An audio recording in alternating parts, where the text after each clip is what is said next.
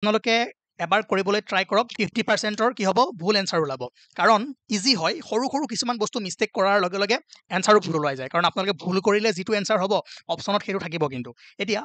কোৱেশ্চনটো পঢ়ক ইয়াত কৈছে এ কলম has N effective length L when its both ends are fixed ঠিক আছে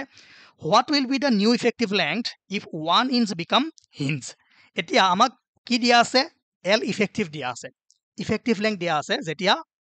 both ends are কি হয় ফিক্স হয় প্ৰথম স্টেপ কি হ'ব আমি L actual টো উলিয়াব লাগিব ঠিক আছে actual length যেতিয়া আমি উলিয়াম দেন আমি সেকেন্ড যেটো কন্ডিশন আছে one in fixed and one other in hinge তাত যেতিয়া পেলাই দিম তেতিয়া আমাৰ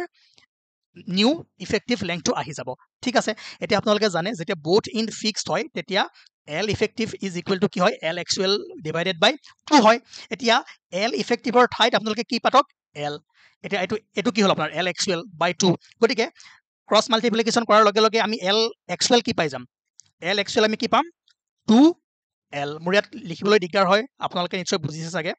2L হ'ব এতিয়া আমি actual length of the column পাই গলো নেক্সট আমাক কি কৈছে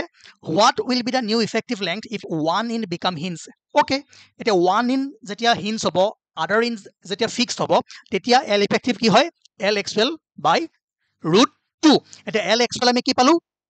L actual আমি কি পালো 2L ঠিক আছে তো L effective কি হ'ব 2L divided by √2 আৰু এটো আমি কৰিলে কি পাম 2L divided by √2 কৰিলে কি পাম yes √2L পাম so √2L মানে কিমান 1.41L option C is correct কাৰ শুদ্ধ হৈছে মোক কমেন্ট কৰি জনাওক